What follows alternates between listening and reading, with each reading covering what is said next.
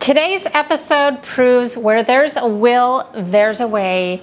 And today we are building an electric fireplace wall. We're gonna get sweaty. We're gonna get dirty. But in the end, we are gonna end up with this beautiful fireplace wall that I think even Joanna Gaines would approve of. So let's get started.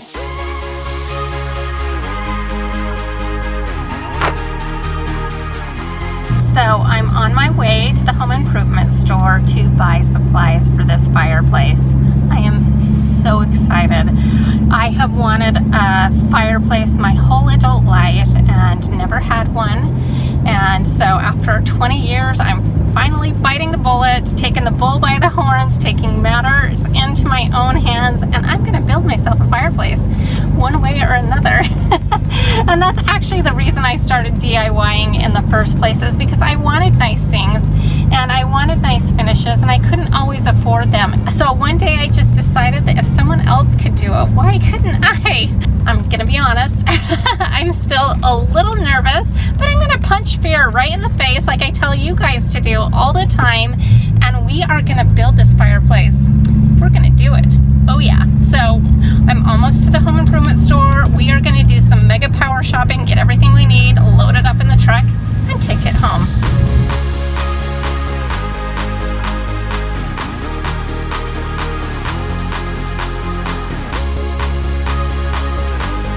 So I'm about to get the lumber for my fireplace mantle. I'm gonna go with this #2 white wood board because I feel like it will give me the best look. But I'm breaking a sweat here because I've got this face mask on. It's hot. I don't think they've got air conditioning in here. Good times.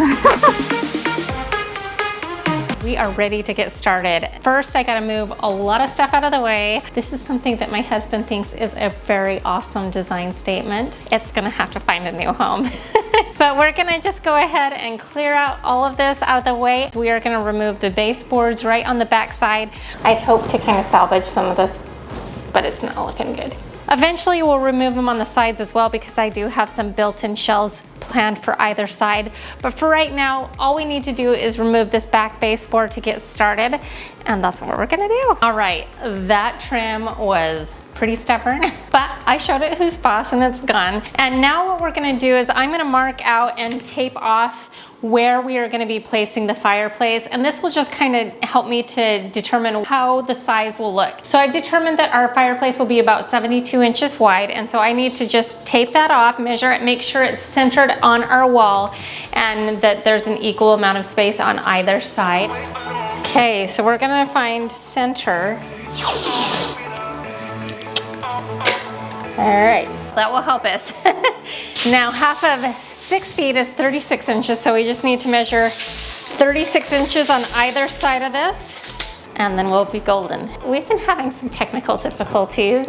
We have had a lightning storm and it's kind of blown some fuses. But I've got my tool here, and this is an oscillating tool with a special carbide blade that's meant for cutting through grout. And we're gonna use that to cut through our grout lines and hope that we don't blow a fuse. But I'm trying to get this project done, so we're gonna move ahead and give it a try. And once we do this, there's no going back. All right, here we go.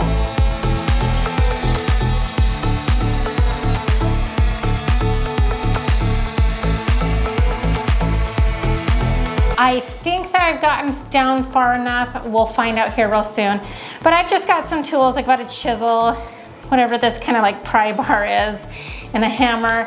I think I'm just gonna hit the hammer and break off some pieces and see what we can do. I've done this before. It's been a while. Oh, hey, it's working. All right.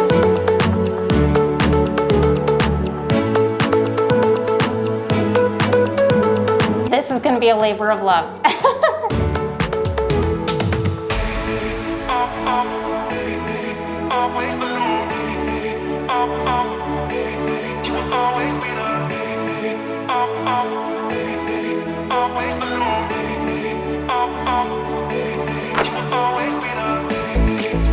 This is stuck down there really good, and so I just decided I'm gonna get a little power behind this. I think Heavens for Amazon overnight.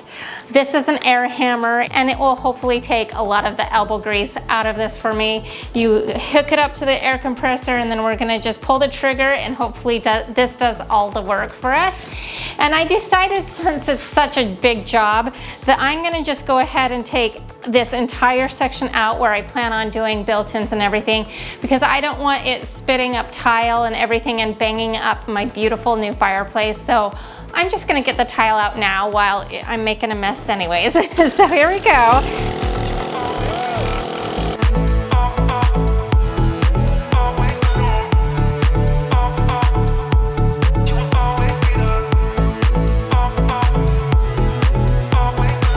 I'm a woman. Hear me roar. That, my friends, is how you get it done. I just needed the right tool. I should have known that. An air hammer. Got it done in about 20 minutes when the first little bit took me almost like all day to figure out. So there you go. For those of you who are trying to do it the right way, get it attached to the subfloor, the air hammer is for you. We're gonna do cleanup. Thought I could be careful and just carefully pick up the big pieces and not cut myself, but I did. See? So learn from that. You absolutely must wear gloves to clean up these broken pieces of tile. I was kind of trying to visualize where the mantle height would be. So this blue tape line is the height of my mantle. So now we're gonna just make sure that it's centered. So we want to know like where our bump out is gonna be. The width of my wall and mantle and all of that is gonna be 72 inches. So we'll take 6 feet off. There will be 5 feet on either side of me.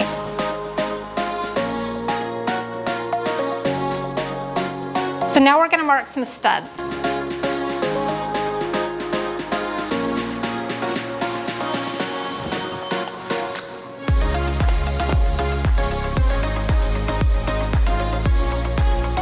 Now that we've got kind of an idea of where our fireplace is going, I've gone ahead and marked where all of the studs are located. Now the reason we are doing this is because the outsides of our fireplace do not directly align with a stud. We want it to be secure, we want it to be sound, and so in order to do that, we need to get it attached to studs somehow. And I just want to preface all of this by saying I'm a professional DIYer. I don't have a construction background, and so it might not be exactly the way somebody who is a carpenter or a framer would do it. I'm just doing it in a way that makes sense to me. I've been a little intimidated to start this project, but I think we all start somewhere, and this is me just starting, and I'll probably learn from it. But what I do know is I want something very sturdy. So I know that we need to get it into the studs, and my plan to do that is I bought some 1x4 by 6 feet, which is exactly the width of our fireplace wall in the first place. And so I don't even need to cut these are ready to go.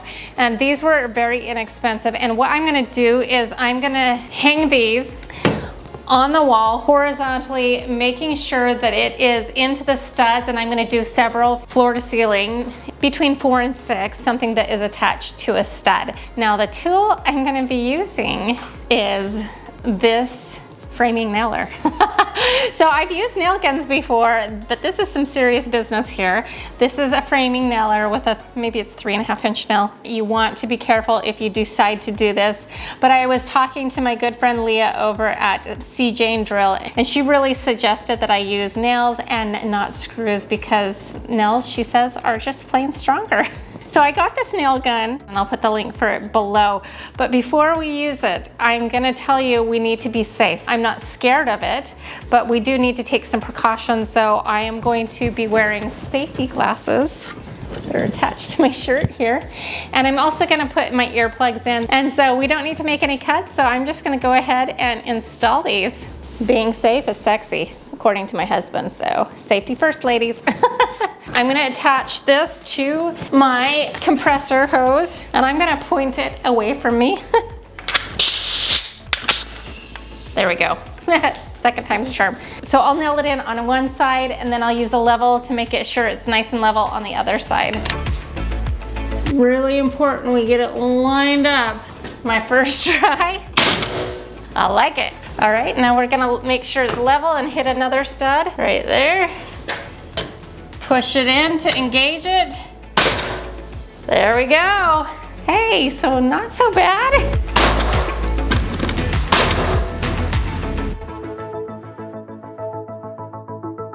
Okay, so now we've got all of these cross supports in. They're very sturdy, they're not budging, they're golden. And what I'm gonna be using to frame up our fireplace is I bought 2x3-inch studs. I figured it would be okay for what we're doing for a couple reasons. It's not load bearing, we're not putting insulation in it, and they're about half the cost of a regular 2x4 stud. So I figured we could go ahead and save some money there. My ceilings are 9 feet tall, and these studs are only 8 feet. So what I've decided to do is I am planning on building out like a hearth. So I'm gonna build the hearth first, and we're gonna attach the hearth into the concrete, and then we'll just, on top of the hearth, use these. Before we start building out the hearth, I wanted to address something that I know I'm gonna get comments on, so I'm just gonna go ahead and address it now. I am leaving the electrical here, and then there's a cable jack, and here's why. First of all, we need an outlet to plug in our electric fireplace, so that's perfect for that. I have 2 additional outlets on either side, so we're okay there. As far as the cable jack, I'm leaving it for now. We've cut the cord, so this is kind of obsolete for us. I will have access to it, but we don't really use it, so it's kind of pointless. So we're gonna build the hearth area right now. And the reason I have this piece of trim and this piece of trim is they were just scraps that I happen to have on hand, and they align with the thickness of some plywood and some masonite that I'm gonna be using on the front side of the hearth. You'll see that in a minute. So we're just gonna measure the space between here and here, 29 and an 8. And then we need the total height to be 11 1/4. I put in a brace here so it had something up against it behind it. So let's go make some cuts. I've got my list of cuts right here. In order to use a miter saw, it's really not that hard, I promise you. I'm gonna do the total width of our mantel, which is 72 inches, we already know. We're gonna need a top and a bottom. And the nice thing is you can measure once, make sure it's accurate, and then use the first cut to be like a pattern to measure all of your other cuts. Then you can take a carpenter's square, snug that up, and a perfectly straight cut line. And you want to line the edge of the blade with where your cut line is. Then you push in the release and then pull the handle, and then your blade will start sawing.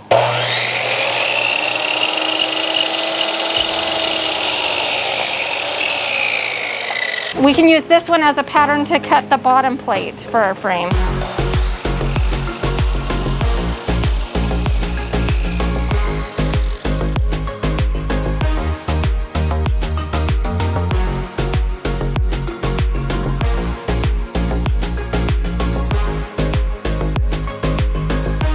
This is me keeping it real. Do you see that sweat?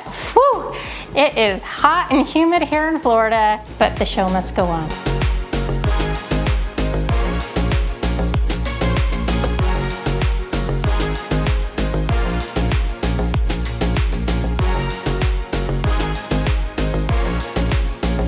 So I've started to build the frame here, and what I'm doing is I'm attaching the bottom plate reverse. So I'm putting them on the edge, then I marked it in half, and then in half again, just evenly spacing it out. I've got another frame going in the center for some center support and 2 on the ends. I'll show you in a second why I'm not attaching this top plate yet, but it's coming along. I'm really excited about it. So all we're gonna do is find the center of this and mark it. We're gonna lift this up to where we can see the mark, and then we can put them underneath. And the reason we're doing it on top is because then we're gonna flip it, and that will be the bottom one.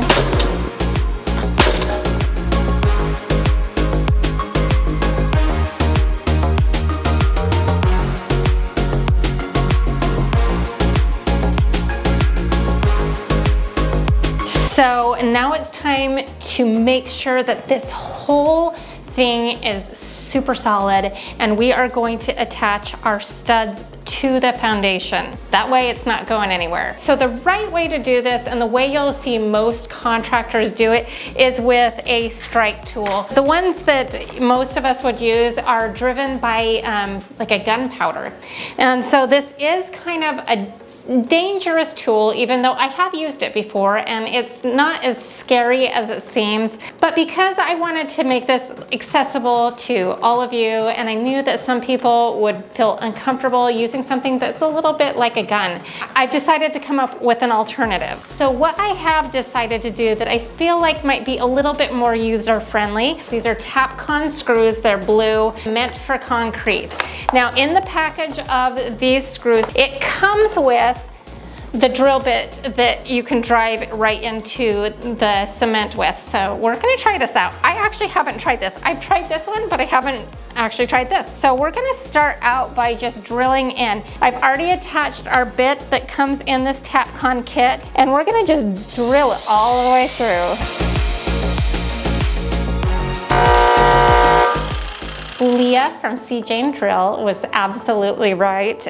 She said that I needed to use the big nail gun because nails are stronger than screws and screws break.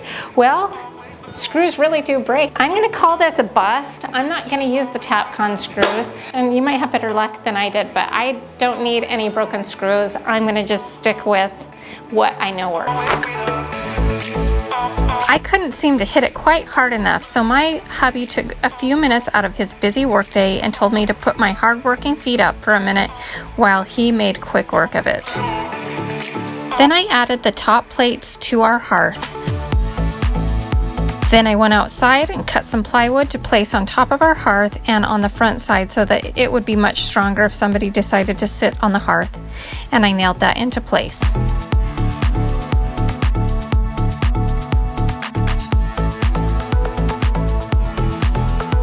Now we're gonna bust out like the side framing here. I'm gonna do that first before I do the face framing. We're about 1.5 inches short, so what I'm gonna do is put some base plates in, and then I'm gonna build my side walls, and we're gonna set them on top of that, so then we should be able to reach the ceiling. So we're just gonna run out and chop some wood and keep going. I'm excited.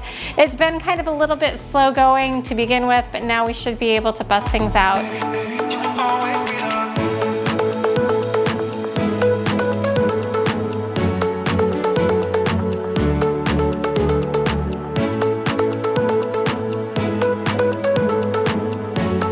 I am sure to nail the framing for the sidewalls into the strips that we made sure were attached to studs, and then also I nail it into the hearth as well as into the ceiling. They are very sturdy.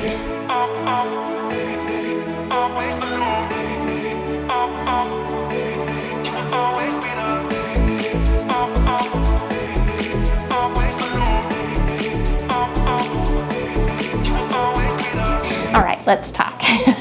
So I've been taking my time on doing this project. I just really want to make sure that everything is solid, sturdy, and well built. Take your time, do a good job. Now what we're going to do is build the front framing here, and I sketched up how I wanted to do this last night, and I'm going to actually do it in 2 sections for 2 reasons. First of all, it will be more easy for me to manage. Secondly, I kind of want the framing to be in different locations for different reasons for the mantle, and so you'll kind of see that take shape, and we're gonna have a lot of fun, and I really think we're gonna see a lot of progress today. I'm really happy with how things are going so far, so let's get cutting. So before I started cutting or building anything, I made sure to account for my electric fireplace insert measurements, giving a little bit of leeway on all the sides, but still allowing for a snug fit. So you will see that opening. Then I also made sure that there was also a stud for where I would be building my surround so that I had a place to nail that into.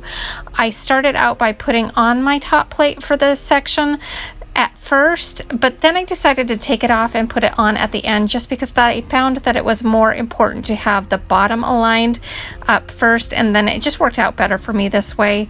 Then once I had that nailed into the hearth, I added the top plate on again. Then I built the top section, which was much simpler in design and basically studs evenly spaced out. And I nailed that into the bottom piece and into the ceiling and into the side walls. Then our framing was complete. All right, I am really proud of what we've accomplished here. It's solid, it's sturdy, everything's level and straight and plumb and all that.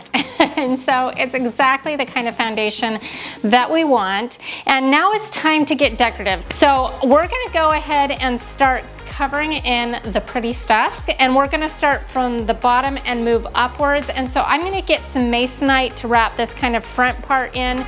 To start finishing off our fireplace, I'm gonna rotate between two different nail guns. I've got an 18 gauge brad nailer and a 16 gauge finish nailer, and I'm gonna kind of be rotating back and forth between the two of these. We're gonna just take our brad nailer and put this masonite to kind of cover up some of this ugly.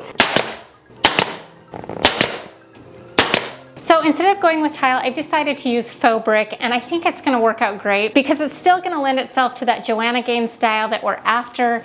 And plus, you can't beat the price. It's $30 for an entire sheet. So we're gonna put it on top here as well as around the surround, and this is what we're gonna cut next. Now we are gonna have a seam right here, and I will cover that up with some putty, and it will not be noticeable, especially since we're gonna be painting it, so that's not a big deal. So all we're gonna do is take our nail gun and put it into place.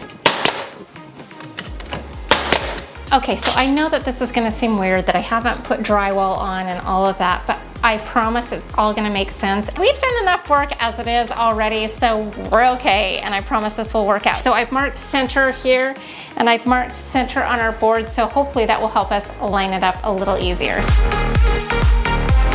What I'm doing here to give a little bit more stability to the brick that we're gonna be using, or the faux brick, is I am putting some cement backer board. This is also just in case I want to put in tile someday. This is a proper backing for tile. So it's kind of dual duty.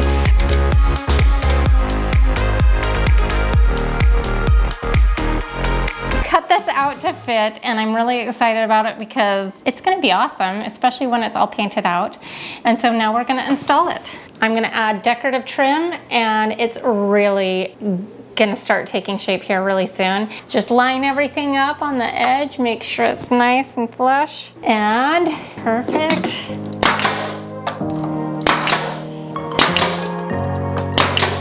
I'm really going for kind of a shaker look on the front of this mantel surround.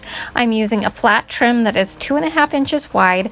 I do this on the sides first, and then I fill in with the top and bottom pieces of each section, being sure to kind of disguise the seams. Then I repeat this process on the bottom of the hearth. I'm not ready to do the mantel yet, so I'm just setting it here because this is going to be the front piece, and this is about how thick it will be. So for right now, this is just going to act as a brace for our shiplap, and I've cut this to fit right here, so we're nice and lined up, and I'm just gonna hit a nail on the edge and on the edge, and then I'm also gonna hit one in every stud. Then I just repeat this process all the way to the ceiling.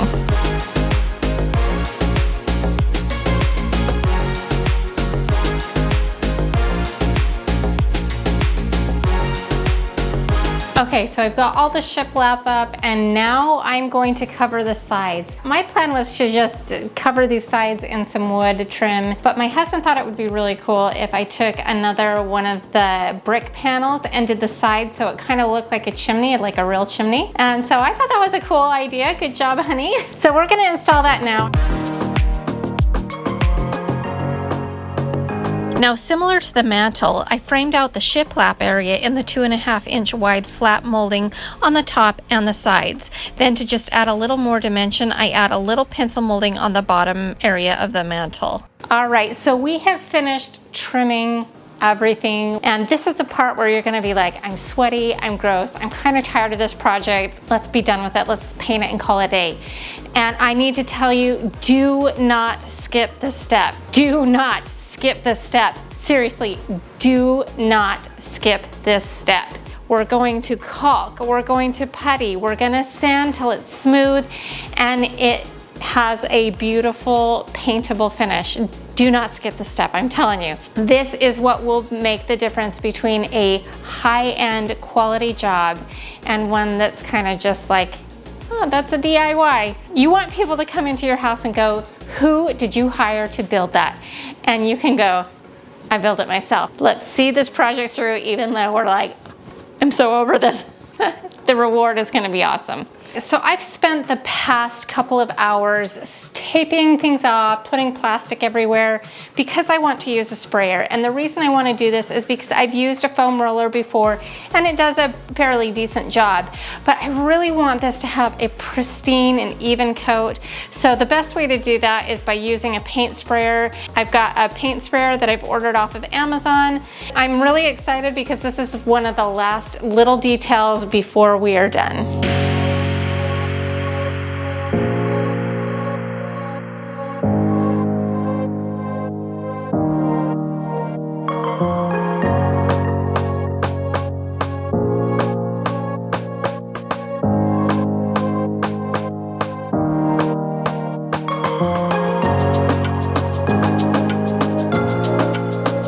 One last quick thing, time to build a mantle.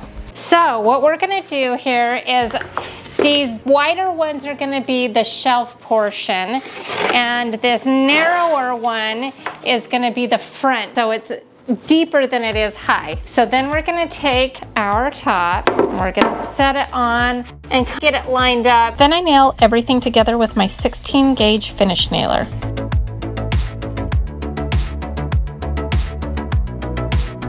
Now I've got these end pieces that will fit in right here on the end, and we will just push those in and nail those into place.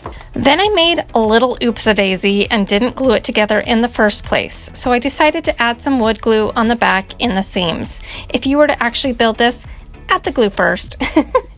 Then I take it outside to give it a distressed finish and use various types of random tools to beat it and bang it and add a little character to this new wood. Then I give it a good sand down, really making sure to focus on the corners and the edges so that it has that time-worn look and not a crisp, clean new edge.